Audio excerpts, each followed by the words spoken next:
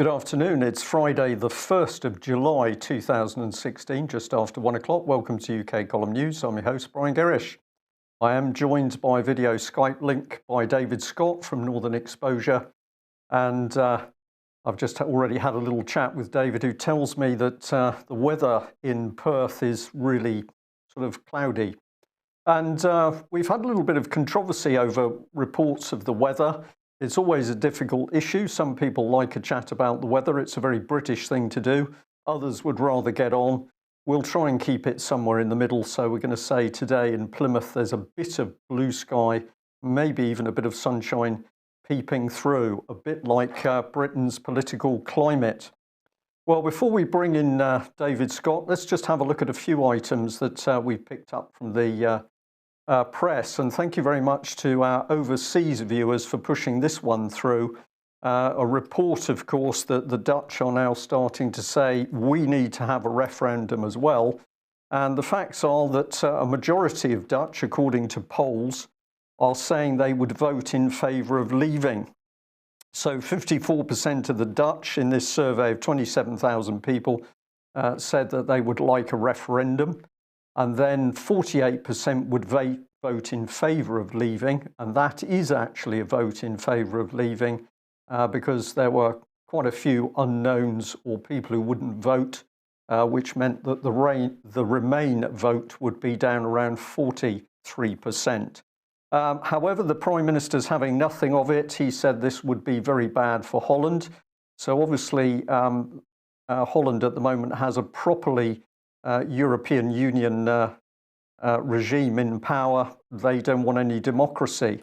But we just had to comment on the BBC because, of course, if you Google the Dutch and a referendum, apart from finding very little, the BBC spins their reporting in this way. Dutch anti-immigration politician Geert Wilders said the Netherlands deserved a Dexit vote, while Italy's Northern League says now it's our turn. So as usual, utter bias from the BBC as they twist people against the EU into being those nasty anti-immigration right-wing extremists.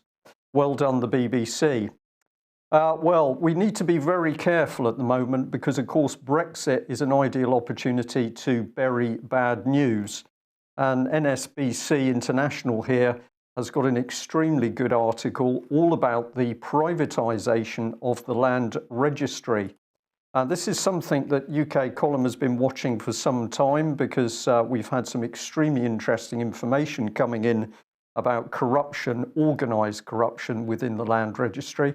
But the report from NSNBC International here points out that the Land Registry provides vital information, in fact, deals with the ownership of 87% of land worth a total, they say, of 4 trillion, including a trillion in mortgages. Well, of course, we've been getting more and more information out about the sheer fraud and corruption around mortgages. But we're going to reiterate the fact that UK Column has been receiving some very interesting, I will say, allegations about ongoing corruption within the Land Registry to steal property. And we will report more on that in due course. Well, let's bring in this man, Michael Gove, the man, of course, who went public to say that he was a Zionist supporter. And we are going to ask who he is. And why are we doing this? Well, if we just remind ourselves of a few things, he was adopted, brought up and educated in Aberdeen. He was a member of the UK government cabinet, which unusually was convened in Aberdeen in February 2014. We're still researching this. If any of our viewers or listeners can actually tell us why the UK cabinet met in Aberdeen, sorry, I'll get there in the end, we would like to know, because reporting in the press, TV at the moment doesn't provide a full explanation. But this is the key bit. All of a sudden, a biography on Michael Gove has been pulled. Just at the critical moment, he puts his name forward as candidate. And we're going to say, why is this? The only answer can be that there is something in that biography that now Mr. Gove does not want known by the general public. So Here's one of the candidates, of course, now getting involved in deceit. And let's come on to the BBC. We have Laura Kuenssberg, who has been picked up by other people for what they describe as biased reporting. But we're getting very interested in the power of this BBC top-notch political reporter. And of course, she is crowing that she did a private little interview with Michael Gove. That was pushed out on her Twitter page. And it's fascinating that she was born in Italy of Scottish parents with German grandparents, and she's got family connections in the British government, very good ones. She was also directly implicated in a publicity stunt to undermine the Labour Party. So remarkable that these people are given positions of immense power. And we'll emphasise the point because The Guardian here reported that she turned up in order to challenge and obviously deliberately embarrass Jeremy Corbyn. She was asking which is more important, workers' rights or immigration. There's the immigration thread again, which we mentioned just now. And so with no proper analysis of either subject, it's quite clear that the object of her questions were to create dissent in an already turbulent Labour Party. Just added here that she then was cheeky enough to use her private Twitter account to crow about it, saying Corbyn also mentioned the importance of the press in his speech, just saying. So, David, I'm going to say, who are these people that we've entrusted with the reporting of very, very serious politics in UK? Well, that's a good question. The issue in Aberdeen is even stranger than the British Cabinet meeting there, because on the same day, the Scottish Cabinet was also meeting in Aberdeenshire. So imagine the good people of Aberdeen. You wait 300 years for a cabinet meeting, and then two come along at once. It must have. There must be some reason that happened. It seemed very surprising. And yes, it's always good to look at the background of those reporting on the press, because you have to remember everyone has an angle, an agenda, and you need to understand what the sort of worldview is in order to be able to judge what is being reported. Absolutely. So we're going to continue to dig on this subject. When we see reports, we're obviously trying to report what is being said, whether it's in the press or the media, but we're increasingly interested in who the people are who are reporting, what their backgrounds are, and what their connections are. So we better bring in at that stage Oliver Letwin, because we've been saying time and time again that this is the man to watch. This is the real man running government. He's in charge of the Cabinet Office. He's in charge of Brexit. He's in charge of behavioural insights. He's in charge of reservists now in British military. And there's talk about bringing these reservists onto the streets should there be a national emergency. So this man sitting in the background, supposedly former NM Rothschild banker, and undoubtedly this is the man controlling the Tory party with a rod of iron, and certainly controlling anybody who puts their face forward as the Prime Minister. We should also remember that as Chancellor of the Duchy of Lancaster, he's heavily involved in the Queen's finances, which would bring him nicely full circle into the banking industry. So whoever it is who becomes the next Prime Minister of Britain, we can rest assured that it will be Oliver Letwin who will be pulling the strings in the background. And I will just add that doesn't give me a lot of confidence. Well, enter Nigel Farage. Now, UK Column has watched Mr. Farage for some time. I recently tweeted out credit where it's due, because Nigel Farage gave a really outstanding short talk in the EU Parliament, where, of course, he said, "You're not laughing at me now." And he raised some extremely interesting points. But we're also very interested by this photograph here, which shows Mr. Juncker with his mouth extremely close to Nigel Farage's ear. And the key question, of course, is what did he actually say? because he's grasping Nigel Farage's head. He seems to be a very touchy-feely gentleman, hand on the shoulder, something being whispered. We would like to know what was said, because it appears to be a very friendly embrace going on between the two of them. David, I'll ask you for your reaction to this one, but the more I've looked at this photograph, the more interested I am. Well, you have to bear in mind that Juncker seems to be very free with his hands. There's a very disturbing GIF file of him kissing Nicola Sturgeon, and because it's a GIF file, it repeats again and again, and it's really quite distressing. So yes, he does seem to be quite prone to touch people and get up close and personal. I did see the speech that Nigel Farage made to the European Parliament, much heckled by the vast majority in that chamber, but that doesn't make him wrong. They were not laughing. Okay, well, I was smiling slightly. Somebody in the chat room has said that Mr. Juncker whispered, "I love you," but I can not confirm nor deny that comment. So how are we going to deal with the European Union? Well, of course, Article 50 is being pushed forward at the moment as the solution.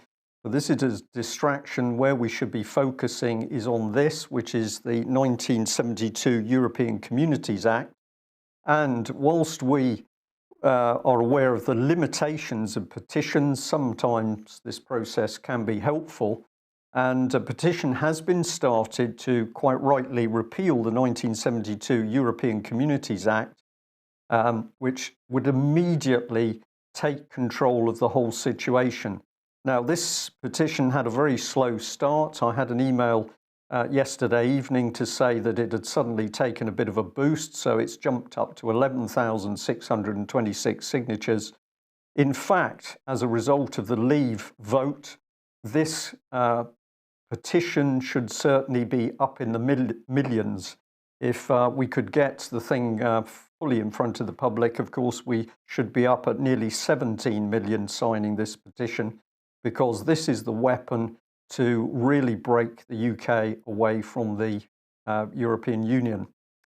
And we'll just remind people to stay up to date with articles on the UK column, Brexit Taking the Broader View, written by David Scott. Over to you, David. Yes, this is an analysis of what's happening here, and looking at the waning of American power, and noting that the European Union was very much an American venture, every bit as much as it was a Central European one, and that this was an extension of American soft power, and its breakup is evidence that that power is very much on the wane. We have a country which is mired in debt, has huge military overstretch, is wretchedly led, and the soft power has gone, and that will be followed by the hard power. And as these major transitions happen, we tend to enter periods of crisis and difficulty. So that's my view as to one of the broader underlying motivating powers that's driving this situation forward, as well as the more obvious issues of UK sovereignty and the role of the EU in making our laws for us. Okay, thank you for that. Well, of course, there is no doubt that Scotland is having a very important part to play in all of the political manoeuvring around the EU. Money is at the back of everything, so take us through Contra Corner here. Well, it's just something that David Stockton was always worth a read, and I would encourage people to look out this article.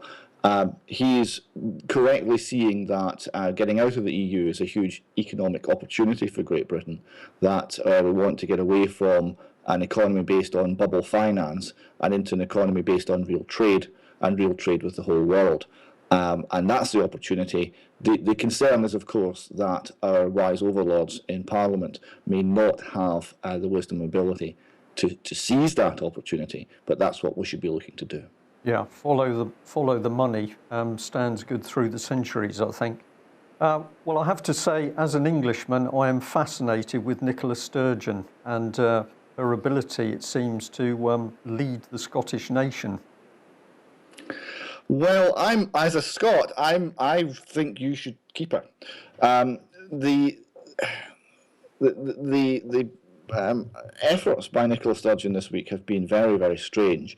There's been an obvious attempt to ramp up public clamour amongst the national supporting part of the Scottish population, which is about 45% of the Scottish population, you'll recall, in order to generate a move for a new independence referendum on the back of the Brexit vote. Now, there's no evidence that this is wanted by the Scottish population as a whole, and there's certainly huge uncertainty over what it would mean.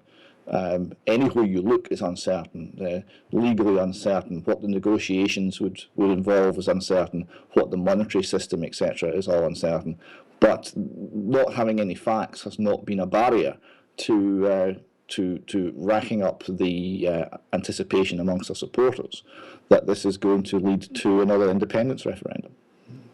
Right, okay, and we've got the cabinet meeting here. I noticed the lady centre has got a pretty good tartan on there. Presumably that's to show.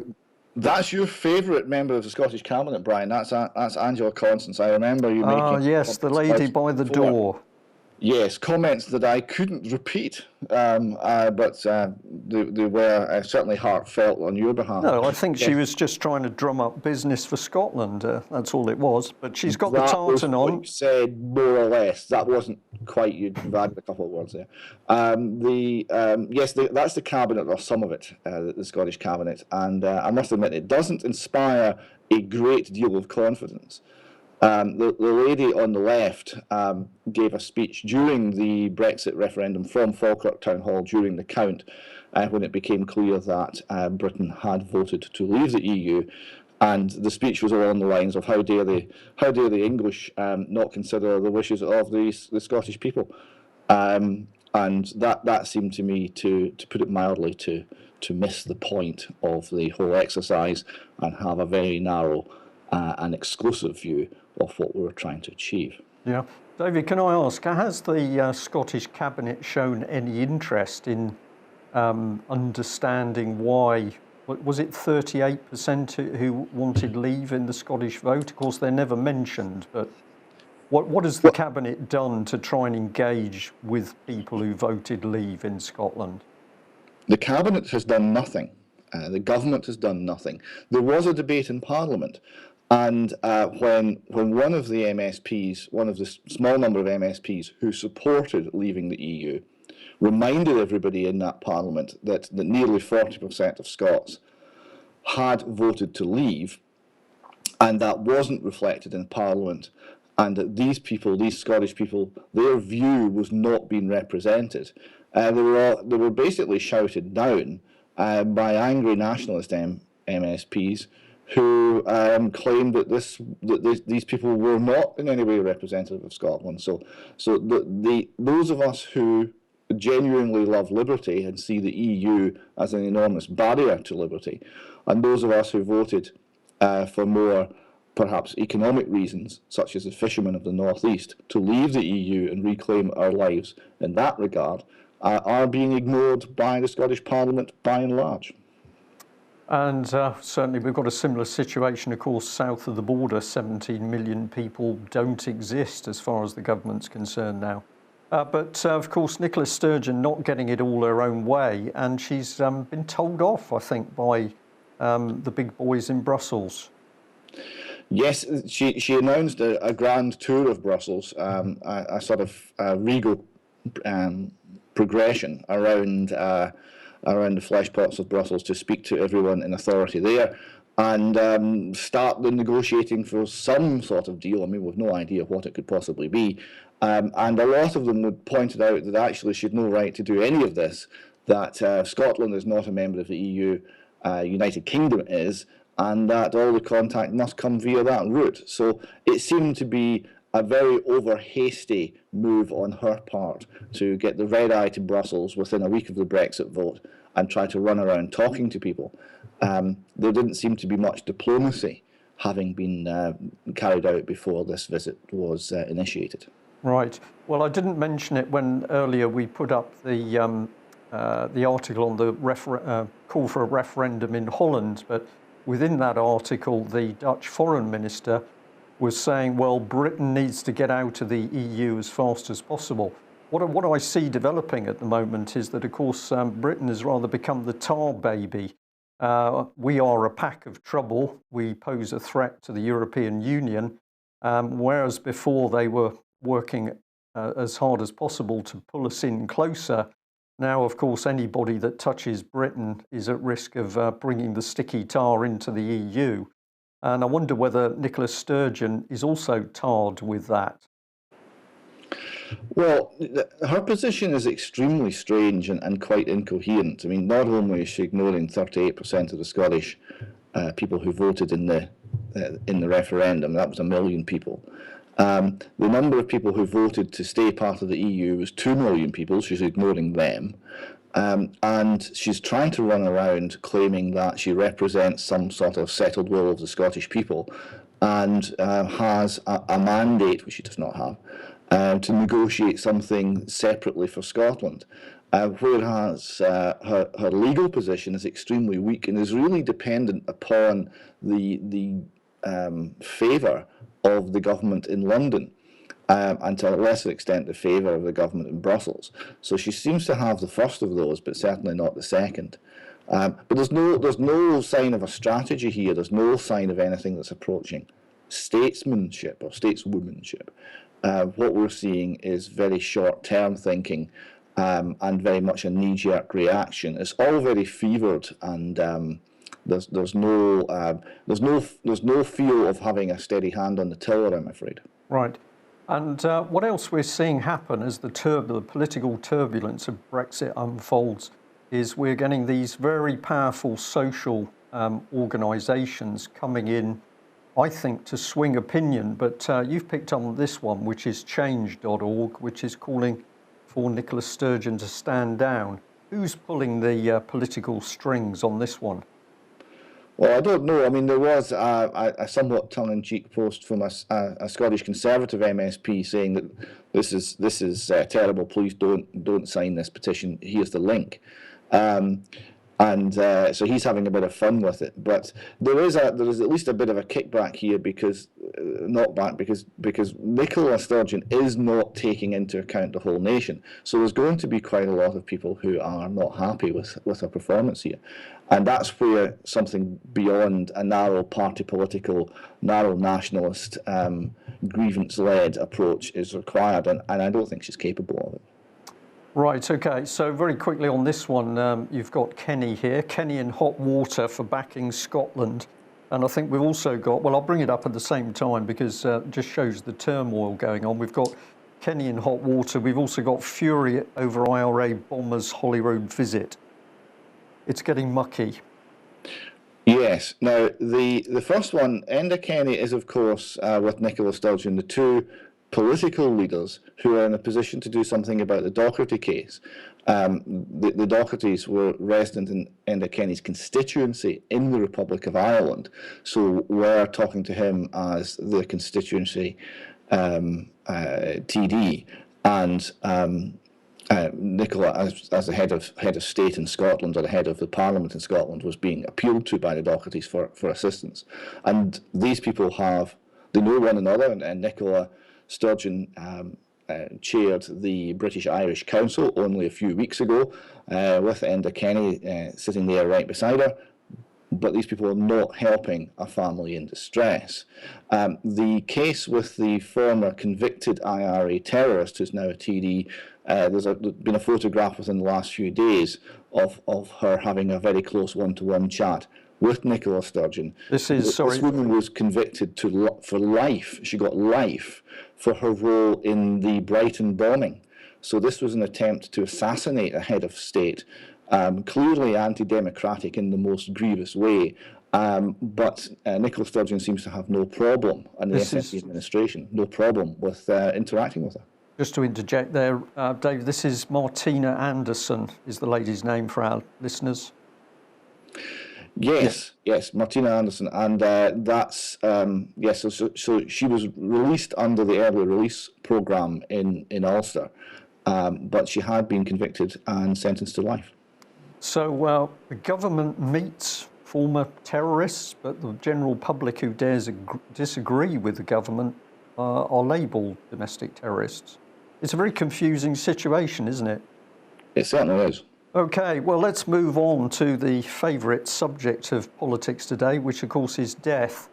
And we were intrigued by this. It was sent through to the UK column. It's actually a photograph of a plaque on a wall for the Royal British Legion, Devon and Cornwall Area Office. And the person said there's something very unpleasant about the style of this plaque.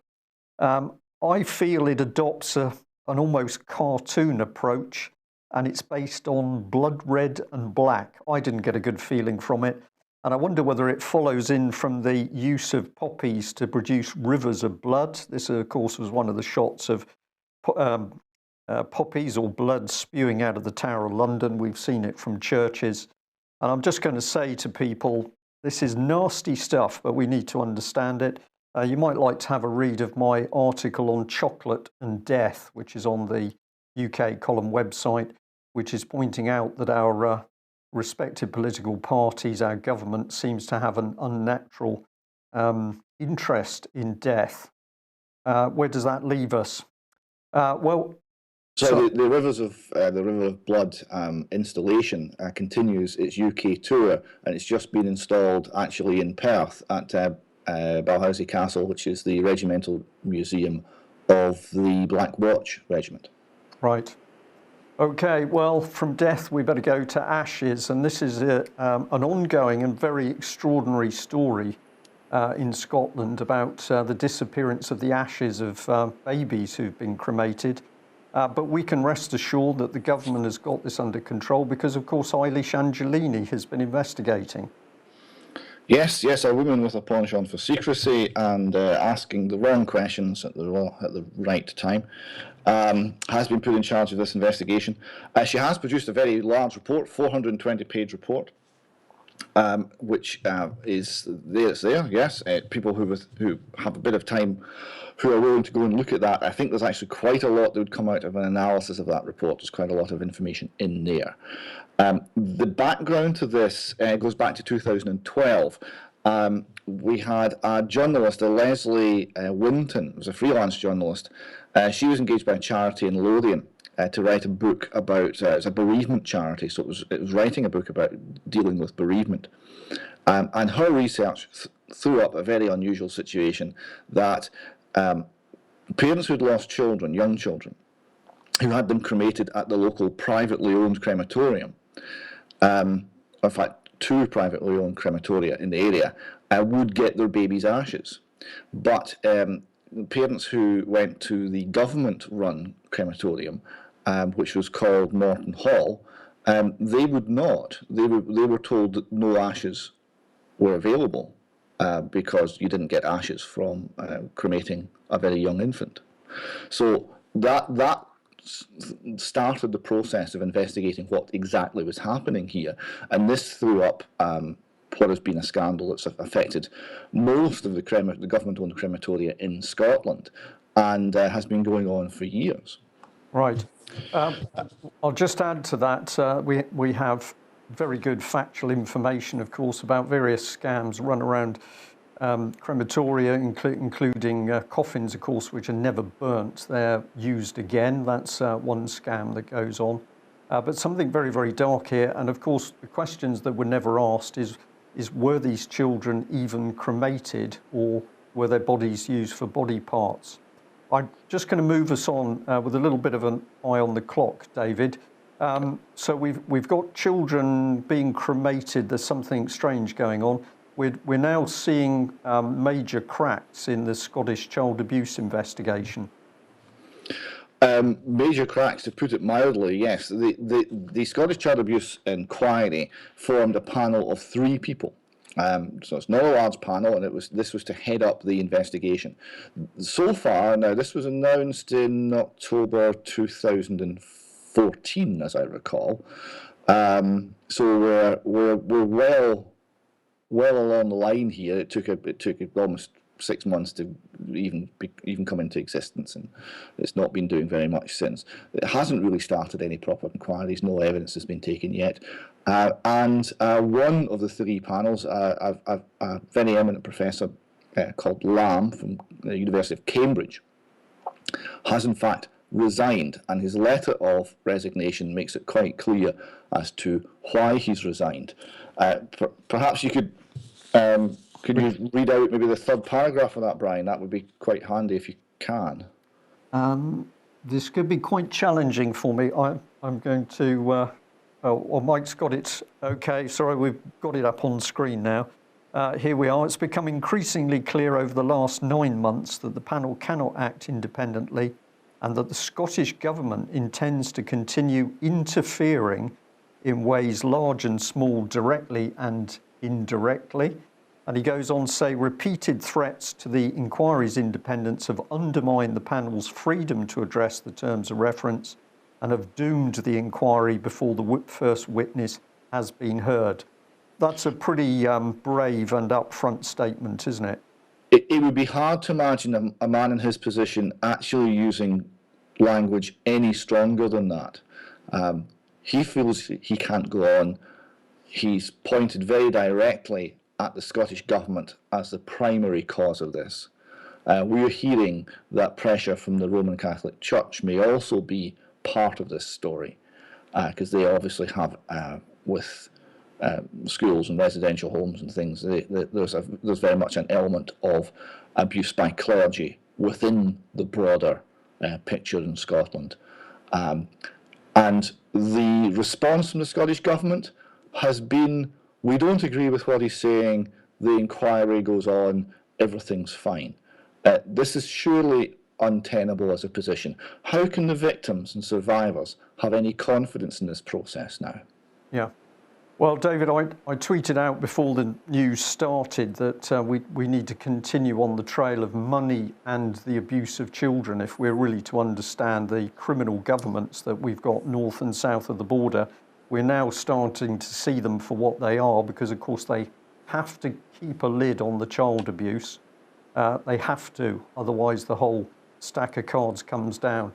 Now, the Brian and Janice Docherty case that you travelled to Ireland to interview the mum and dad has already started to have a phenomenal impact on people. I've had emails, some of the emails, I've never had ones quite like it before, but people utterly horrified at listening to the testimony of this young couple who say, all we did is try to report a man who tried to buy our son, and they have been viciously hounded not only by the Scottish state but by the Irish state as well, Southern Ireland, and of course Westminster is in there with Theresa May as well.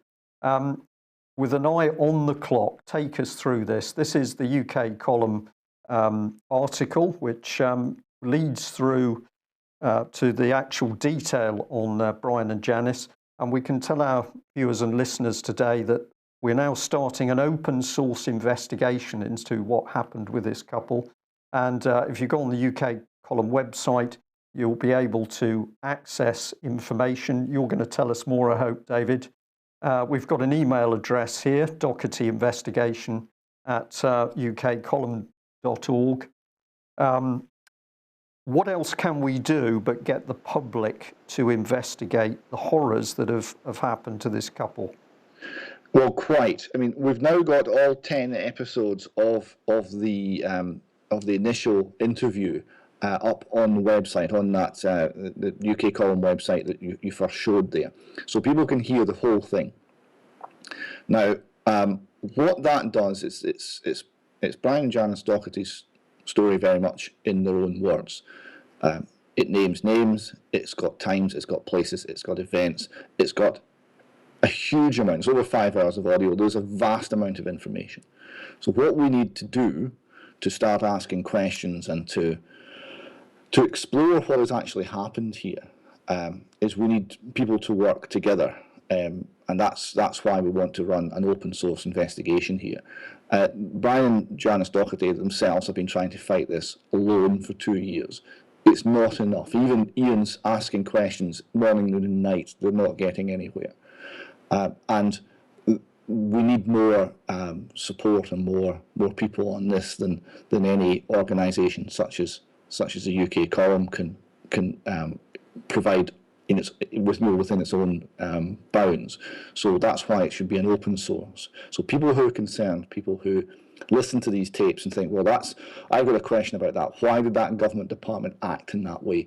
Please start asking questions. Send the questions in to that email address. Send the answers in to the email address. We'll collate what comes in and we'll broadcast it on the news. Okay, and we just add to that we are going to be ruthless in refusing material, anything that has been initiated by people using abusive language, being in any way threatening or intimidating. We are not going to deal with that material. What we do want to deal with is where people have shown that they've put in reasonable, polite, extremely well considered questions to the various authorities, and of course the responses back from those authorities. We also have to deal in evidence. It's no good people producing hearsay or theories on what's taking place. What will make this open source investigation work is the fact that everybody is dealing in factual evidence which has been obtained by lawful means using a polite and reasonable approach. Now, David, you recently called the police to ask, emailed the police to ask a couple of questions. Just take us through this and the response to give people an indication as to what they can expect. Yeah, so this went to the press department at Aberdeen Police. Now, what we discovered was the name of the individual that the Dochertys allege was a paedophile who offered them £25,000 for access to their son was the same name as a former police officer operating at the very same police station that the Dochertys reported this crime to. He was then subsequently was CID'd at the next nearest police station, Peterhead, and then subsequent to that he seems to have left the force. This seemed a very strange coincidence because it's a small area, there's not that many people there, and the name was the same. And we managed to identify a man on social media who was tweeting out a fair amount of information about police matters, investigations and such like. And was also in contact with a young girl, and the young girl was incredibly, bizarrely, but accurately shown in the electoral roll as living in the very cottage that the Dochertys vacated. So our question to Police Scotland was, the man that was alleged to have been made this approach by the Docherty family, is he the same man as this person who was a former police officer in the area, in Fraserburgh? So that's what we asked. And the response we got back was, shall we say, brief. It says, I have I've tried to call you, but there is no substance to the claims below.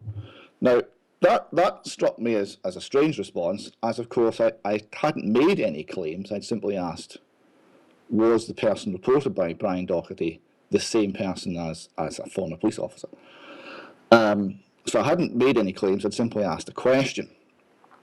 So I've gone back and I've said that this response is unintelligible, because that's what it is. It doesn't answer the question. I can't make head nor tail of it. Now, I received a phone call from Police Scotland to say that it's definitely not, categorically not a serving police officer. Not a police officer. They didn't use the word serving, they said not a police officer. I tried to ask them questions about what it was and who the person was that had been reported, and they said, well, they knew nothing about the person that had been reported. But they could tell me categorically it wasn't a police officer. I then subsequently went back, and at that point they basically hung up the phone and didn't want to talk about it at all. I went back and asked them, is it possible that it was a former police officer? And could you please put a response in writing? So far, I've not had a response. Right, okay. And of course, we We have to stress that this is in relation to allegations made. This is very, very important that these are in relation to allegations made. Well, I'm going to move on through to Melanie Shaw very quickly to say, against this backdrop of the persecution of this family, and we've had many other cases of this going on with the British state. Melanie Shaw, still in prison. We understand there's some form of court proceeding on Monday, but it's not clear what it is. And probably she's only going to be allowed to speak by video link from her cell. She's been segregated. She is being treated well in this prison in general, although she's segregated. But we have no idea what is in store for Melanie. And of course, she is desperately upset at the moment because she doesn't know what is happening to her son, an action that she has recently taken, which we will say appears to have not been the best action she could have taken. But of course, what was in her mind, what is happening to her son. So child abuse survivor, very brave whistleblower, speaks out in Britain. And what does the British state do? They take her child. And when we've got Brian and Janice Docherty, who speak out about an approach for their child, they have all their children taken. Obviously a coincidence, but this is exactly the state presumably we should trust to run the named person scheme, David. The opposition is continuing. This is a report here from the campaign blog site showing the latest action day in Stornoway, which received an extremely enthusiastic response from the local people who are appalled at what's being proposed for them, don't want it. Like the vast majority of people in Scotland, they don't want it, they don't need it. We do not require universal state surveillance of family life, which is exactly what it is. But much as though the opposition is doing a great deal of harm to the named person scheme, even more disastrous is in fact the people who support it. Because they're showing their true colours. They're showing what the scheme's really about. This next item here is an article by Colin Turbett. Now, he's a former social worker, and he's defending named person. He's saying we need a huge increase in resources to make this work. But that it will indeed work, and it will be fine.